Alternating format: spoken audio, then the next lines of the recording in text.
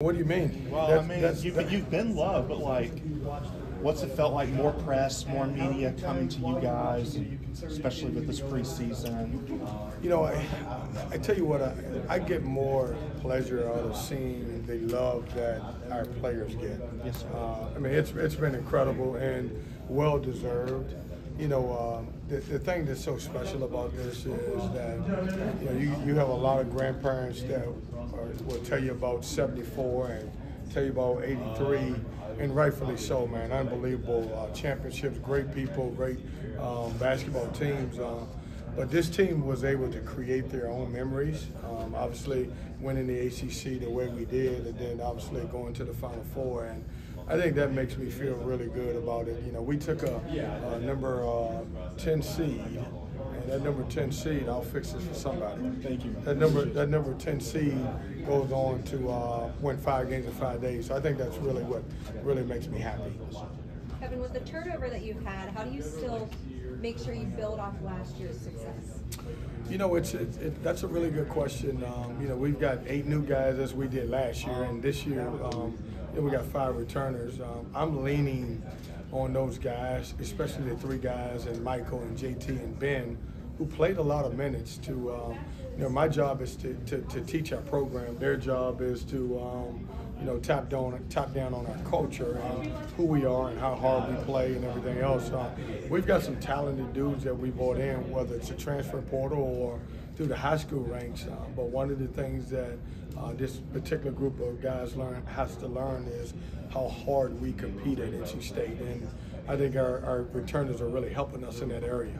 Jim Phillips said that the ACC is undervalued. We heard your response just now inside that room over there, and you had a great response as far as the coaches are concerned that left the conference or retired. For yourself, for the Hubert Davises, for the Tony Bennett's, the ones who've been to the Final Four, at what point, or do you think this is the point where you guys are starting to be recognized as those coaches in the ACC? Yeah, I said it before. You know, we lost some really good Hall of Fame coaches that has been in this league, and you know, they had a big voice, and you couldn't tell me if those guys were still in the league, they would accept the fact that we're getting 5 teams in the league. Their voices would really carry. In order for any of us in this league and 18 coaches, you know, we may have that type of voice one day, but in order to do that, we have to continue winning games, and I think that's important. But this is, I'll top down on it. We do not go to the Final Four if we do not compete in the ACC, where we're battle tested through those 20 games that we play. Coach, you bring that up in the fact of the ACC being as difficult as it is throughout the conference. Despite not having a lot of teams getting into the NCAA tournament, we've seen year after year in recent history the success of those teams above all the other conferences. Shouldn't success speak for itself for the ACC now? Yeah, I think so, but here's the problem is every committee values something different. And it's almost a little bit weird because when it comes to the ACC, it seems like lately that you know, whatever they value, we haven't been able to provide. I said this, I think we have to start concentrating on how much we can win in the non-conference, because that has been a major factor in deciding, you know, who goes to the tournament. I didn't think we were seeded right. I thought by our team performance throughout the year we were seeded right, but you know, after you win 5 games in 5 days, it's hard to. I'm gonna think about Texas Tech, thinking about who they saw us beat, and we're 11 seed, and they worked all year long to become a 6 seed. I just didn't think we were seeded right. That being said, I think the committee does a tremendous job of what they do. I think as coaches also in our league, it's our responsibility to try to win as many games as we can in the non-conference so we can raise our conference net up instead of more individual nets. Kevin, DJ was a totally unique player, and with him gone, how does that change stylistically the way your team is going to play this year? Well, 2 things. I'm never going to coach a guy like DJ Burns. I'll even say this, nobody in college basketball is probably going to coach a guy like DJ Burns. I mean, how unique was he? He's got to be frustrating to guard because you can't front him in the post because he's catching the ball at the 3-point line, so you can't front him. then he would back you down, and then if you decide that you want to double him, he would find open shooters. That being said, is when I went out to recruit, I didn't look for DJ Burns. I looked for good players. I'm never going to replace him. We don't have DJ Burns on his roster. We probably don't have DJ Horn on our roster, but we've got some guys that are good players that can do it in their own way. So how does that change stylistically what this team will look like on the court? We're going to try to play faster. Now, here's the weird thing is we still played fast with DJ Burns, but we would wait on him and obviously run, a lot of top action if we could. But with this particular team, we have to get out and run more. I think we have to create some more opportunities off of our defense. Kevin, you've seen a lot of the freshmen in practice setting now. What have you noticed from them and their growth from the summer to now where you're getting ready for the season? Yeah, our freshmen are really talented. Paul McNeil can score with the best of them. He's probably 6'5", 6'6" now, can really shoot the basketball. Trey Parker is a combo guard that can play 1 and 2, super athletic, very quick. And then Bryce Hurd can play some 2 and 3, and he's a guy that can score a lot. The biggest thing that all freshmen, including my freshmen, they have to learn how to compete every day. I think you see moments where maybe on a Monday or Tuesday they may be really good, and Thursday and Friday they may struggle, and it's more being consistent because you're young. It's the going to bed at night, eating the right stuff, doing all of the right things that will get them consistent on the basketball court. Kevin, who have you challenged to be that culture guy for you guys this season? You meaning coming in or? Whoever on the roster, because you said you don't have a DJ Burns or a player like that, so who are you wanting to step up and be a player like that? Last year, I will tell you this, at this point, we had no idea that DJ Horn was going to be DJ Horn and Mo Diarra was going to rebound the basketball. What we learn as we go through exhibitions and through games and everything else is that the cream always rises to the top. And so somebody will step into that role. I think we got several candidates that could be really good. I'm hoping that Ben Middlebrooks has a really breakout year. I thought he was really good against Texas Tech. Michael, you can't say enough about him and what he did, in the NCAA tournament and the ACC tournament. But we've got 3 dudes that have transferred in that have all played in the ACC, and Brandon Hundley-Hatfield and Mike James and Dontre Styles, and then you add a guy like Marcus Hill, who was a big scorer. So I couldn't tell you today who's going to accept the role as one of the guys. I've lost my leading scorer for probably the last 6-7 years, and so we got to figure out who's going to be this year. What's impressed you the most about Georgetown transfer Dontre Styles? Oh, I love the way you put that, too. That's a man. That's a good man, yeah. Say that one more time. Georgetown transfer. There you go. So I love Dontrez. Can play some 3 and 4, super athletic, can really, you can tell he's really worked on his outside shot. When you look at his stats from last year playing in the Big East, very efficient from the 3-point line. He has a chance to be a really good player for us and wear a lot of different hats. I think he can rebound for us. I think he can get out in transition. I've already told him there's one thing that he will not accomplish here at NC State is when we have prime time with the Pac, he will not win the dunk contest. It's going to go to Trey Parker, and he didn't like that now. He's like, I'm going to win the contest, so we'll see if I'm right about that. You seem to have a very deep and versatile roster. Could you see lineups where you can go big with Ben and Brandon? And do you see lineups where you could have your maybe pass, torn, dorn, small ball 4? Yeah, there you will see at some point Ben and also Brandon on the floor together. You can add Ish in there. You can, Dontrez is going to play some, torn, dorn roles and all that other stuff. But we do have the versatility to match up with different styles and different people that we play depending upon size. What do you want to learn when you play against Purdue, either Ole Miss or BYU?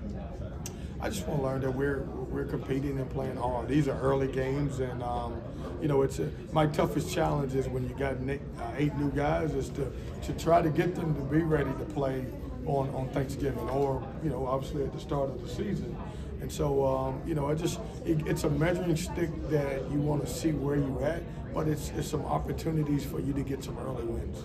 Are the returning guys, are they carrying themselves any differently this year? Do you sense like they have more of a belief or expectation in themselves after what happened last year? Man, they're walking around with major swag. I mean, these guys. I mean, I said it at my press conference a few weeks back. I mean, man, Ben Middlebrooks is having the time of his life. I got to slow him down a little bit. But they're excited. They're having a good time. And I'm talking about a little bit off the court right now. But when it comes to a work ethic and teaching the new guys what's expected at NC State, they've done a great job. We didn't become a really good team until late March when Michael started realizing that his voice matters. And he started talking. And, I looked around in one huddle and he's talking to somebody. I was like, hold on, is that Michael? Because he hadn't said a word all year long. And what we're trying to do is get the 8 new transfers to talk and be a part early. It's hard to talk when you don't know what you're saying, but you can say, hey, play harder, be here, do those type of things. How did March and April change you, if any? It didn't. It changed me in a fact as not as a coach or the way I go about things. It changed me in as I got a chance to look at a group of guys that pretty much everybody gave up on, and outside of the guys in the locker room, and it really doubled down. And where as coaches we all say that it's a marathon, not a sprint. Now NC State basketball this year, it tells you everything about being a marathon. Like coaches, we all talk about, hey, you got to get your team ready for March. You got to be ready for March.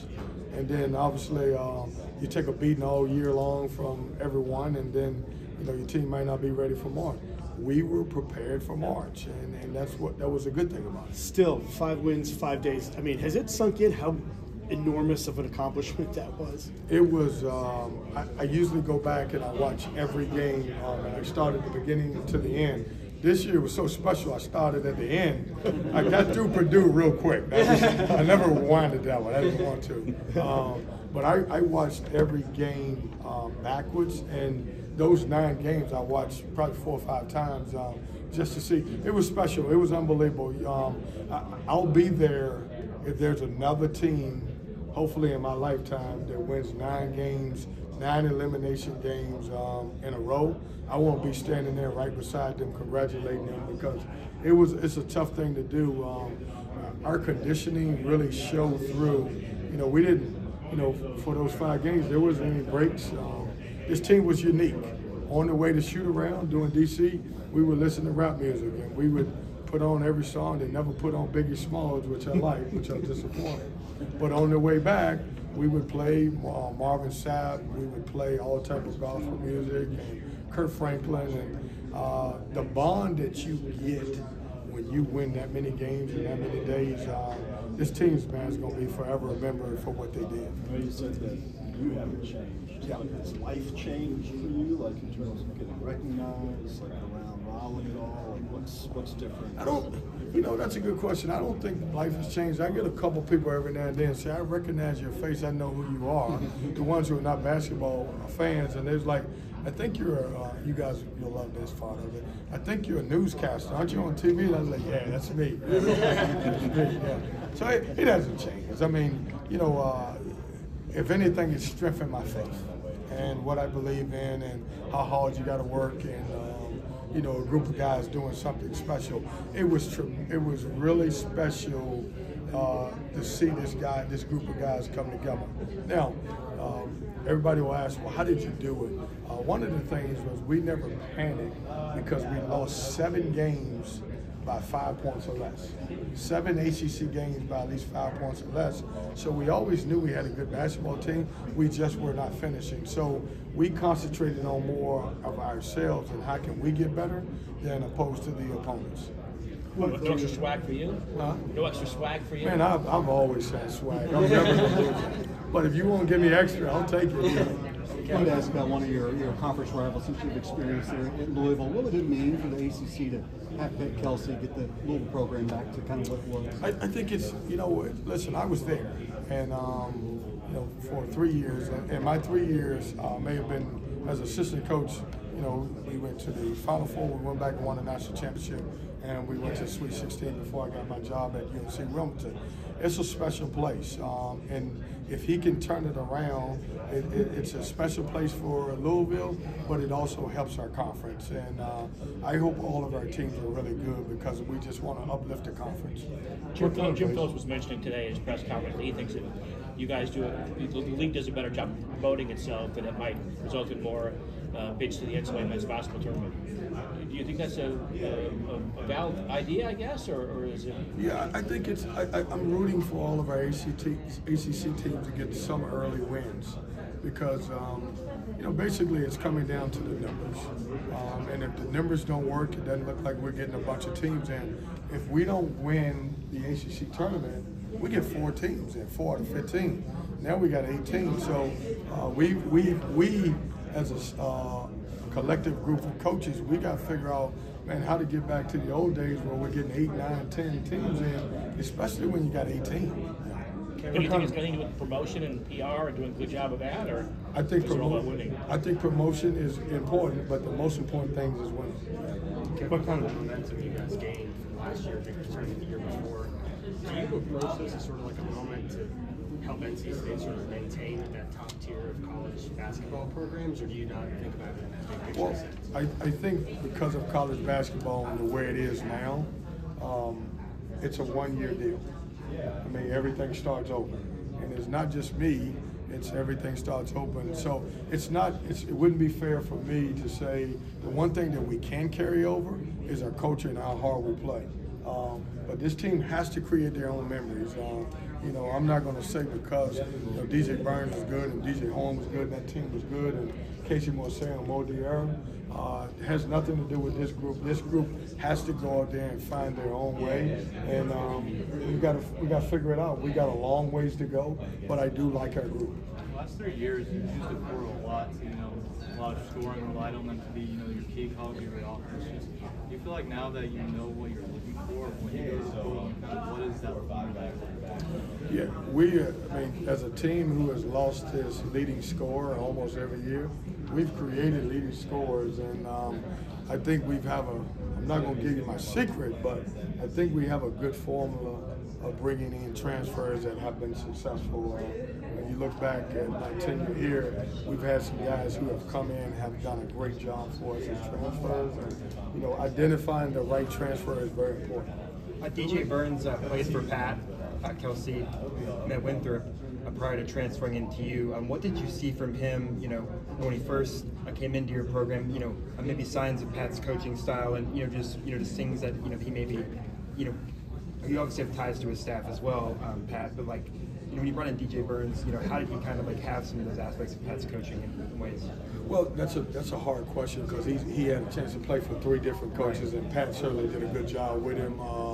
Rick Barnes started it off, and probably you'll give Rick Barnes a lot of credit because he was tough on him, didn't play him because he wasn't ready to be played, and then obviously forced him to transfer over, and Pat did a good job. Then he got coached again. I just like his ability to win.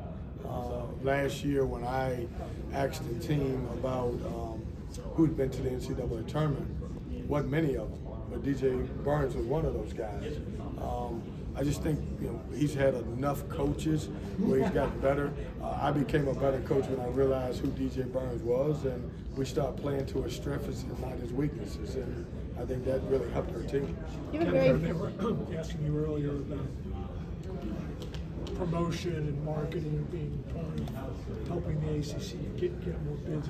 It's more about the numbers. What went through your mind as you crafted the non-conference schedule this year? Because it is challenging. Yeah, I don't know what went through my mind when I said I'm going to Kansas. Right. And I don't even drink, but I'm figuring, did I drink some that night when I signed that contract? No, it's important. Look, we get a chance to, we got Texas at home, which is really good.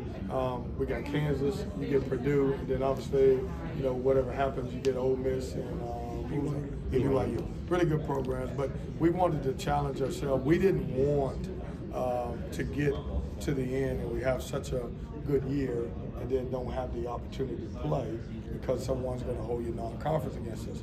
also, if you look around our conference, I think our entire league has raised their level of who they play based on the fact that we just, when you look back at it, which is crazy because in the net, it almost says it bakes your non-conference in there and bakes your strength of schedule, but outside of it is also a spot that says non-conference and how you do in it. And so I think as a league, we've done a good job. I do think Jim Phillips is correct. We got to continue to market, but in order to market, we've got to help him by winning games.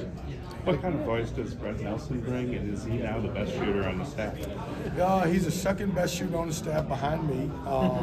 Look, no, I think Brett brings a lot of experience in a lot of different ways. He's been a head coach before. He was a McDonald's All-American.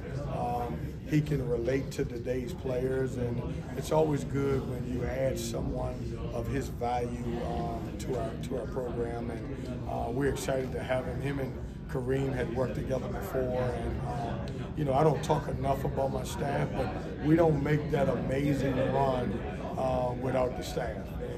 And the tireless hours that they worked and the work that they put into all of the players and how they helped us turn everything around. So I just think he complements the guys that's there, and I wanted to go and get a guy that would complement our assistant coaches that we have. You have a very flashy player in Trey Parker. What element does he add to your offense, and what's it been like coaching him? It's crazy you say that, but when you see him play, he's not as flashy as he is when you see him on the internet. He's a good basketball player, and what I wanted from Trey to be more of a basketball player than to be a guy who just about Instagram and Snapchat. And he's a talented basketball player. He's a freshman, but he's a really good basketball player that will bring a lot of value to our program. He's got a lot to learn, but he's going to be good. But when you watch him, he knows how to play opposed to what you see kind of on the internet about him. Hey, Coach. Last year you had that nice run all the way to the Final Four. What did you learn from your other players on the bench that might help you out this year, knowing that you have new people coming in? Well, I'll use Breon Pass, for example. Comes into the Louisville game, DJ Horn's not playing, makes a couple big shots for us. We needed that. What I learned is that everybody on our bench and everybody in our game from last year was invested in NC State basketball, and all they wanted to do was win. And it didn't matter who got the credit as long as we played together. How have you seen Jaden Taylor grow from year 1 to year 2, especially in more of a leadership role this year? Yeah, I mean, JT he had some great moments for us last year, and I expect him to have some really good moments this year. But I think in the maturity part of it, when he came in, he thought that you had to score. And my job was to convince him that you don't have to score. You got to be a complete player. If you become a complete player, then your scoring will kind of eventually happen for you. And he's embraced several roles. I've asked him to be the best defender on the team. I've asked him to become a better passer, to clean up his assistant turnover ratio. I've asked him to shoot better from three. And so he's really worked hard to try to be a complete player. Are there particular moments, beyond Michael shot against UVA or DC, are there particular moments of your game that are just embedded in your mind? Well, we just think about this one. No DJ Horn against Louisville. That's the toughest game that you play, no matter what people say. It's the first game of the tournament. It's tough to win. Look at the championship game. We were subbing Casey Borsell in and out because certainly, obviously with his hamstring that he was having happen. The Oakland game was pretty impressive, because of that part of it. Michael's shot speaks for itself, but throughout our tournament, we had so many guys step up. Ben Middlebrooks at Texas Tech was really tremendous. So it wasn't just one guy who played great. We had a bunch of guys that contributed, even though we were down to 7 dudes at one point. But we played some guys that really came in and did a good job for us. Mo goes down as the leading rebounder in the history of the ACC tournament. And you guys have covered that. You know the guys who have played that tournament. Now, they're going to make an argument they hadn't played 5 days, but hey, we still won it. So.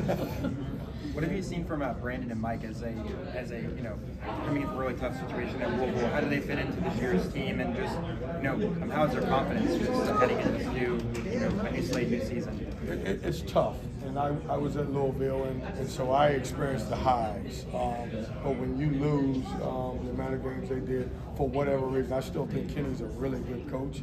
I just think it never came together. But at the end of the day, I think both of those guys, they have something to prove individually and then as a team. They know that they are better than Louisville's record and the way they play individually, and so I think they have a lot to show for them. You have some of the transfers coming in, obviously some will have experience. Obviously they're going to be differential at first, but you also want them to assert themselves. How do you strike that balance where you can speak to even though you're a new guy? That's the toughest thing, because, you know, what I'm learning as you come in, if you don't know the system, you don't talk, because you don't want to say the wrong thing. And so I'm trying to get guys to be able to communicate in other ways. You can also teach a freshman how to play hard without knowing the system. You can lead by example by your work ethic. Those are voices also without speaking a word. And then, hey, give back. Give some of your experience over the years to some guys that may need it. So you see, like with Louisville, those kids, their experience has value. Yeah, oh, absolutely. I mean, you know, whether you win or not, playing in the ACC for a couple of years or 3 years in some cases, man, you cannot ignore that experience that they have. You've talked significantly about Michael's leadership growth. What about, like, yes, he's talking more, but what about the way he talks sticks out to you? Yeah, Michael became a great point guard once he realized that his words matter. And a point guard, as we all would say, is an extension of the coach on the floor. And he learned how to motivate some guys, and he learned how to pat some guys on the back. He learned how to, you know, hey, say this to a certain player and say this to a certain guy. And I think when he learned the power of words is when he really took off as a point guard. Wait, you told him the story about how, like, you heard him talking at, in the locker room and you were like, oh my God, is that Michael? What game was that? Do you remember? I don't know. It was more in the huddle. Oh, okay. Yeah, than the locker room. Okay. And I don't know what it was, but I looked around like I did a double take. Like he was, you know, I think Horn was going off about something. And Michael was kind of calming him down, and the way he calmed him down was like pretty impressive. You know, Michael will play a lot of basketball in his future, but he's the one guy on my team that I could see being a coach one day. Kevin, with the travel you got to West, have you thought much about what that might look like with travel, logistics? I know the football coaches here in July talking about it, but that was once a week, one game in a week. You guys are doing two out there. Yeah, I would say that we're going to, let's say we play Wednesday, Saturday, which we do. We're probably going to end up leaving on a Monday, probably practice at home on Monday, get on the flight later on that evening, get out there, try to practice somewhere Tuesday, do a shoot around on Wednesday, and then play the game on Wednesday. But you can't do the trip without being gone an entire week. We'll probably leave on Monday and even get back. We'll probably get back Saturday at some point. I'm sorry, even Sunday. Yeah. And that's the challenge of it. And you know, it is what it is. And you have to do it. And you know, you got two really good programs out there. And I remember, hopefully, it'll help me a little bit being in the CAA. We played Thursday, Saturday. And we really didn't have a day in between. In this situation, you know, we got a couple of days in between, so we've got to schedule it right, we got to travel right, we got to maintain our academics, we got to eat right, we got to get a proper rest. But it's a tough trip, especially, you know, when you haven't done it before. Coach, is there a particular area, mentality, player, anything of that nature that you think will kind of take some people by surprise, maybe they're looking at NC State, somebody or something that we're just maybe not talking nearly as much about that you are able to see? Yeah, I think we have a bunch of guys on our roster that are all 10 to 14 points a game guys. You know, any given night, one of those guys can creep up to 18 to 20 points a game. I think what's different about this team is we don't have the big scorers and Taquavion Smith and Jarkel Joyner and even DJ Horn. I think we got a bunch of guys that are right around the same ability to score in basketball. Thanks.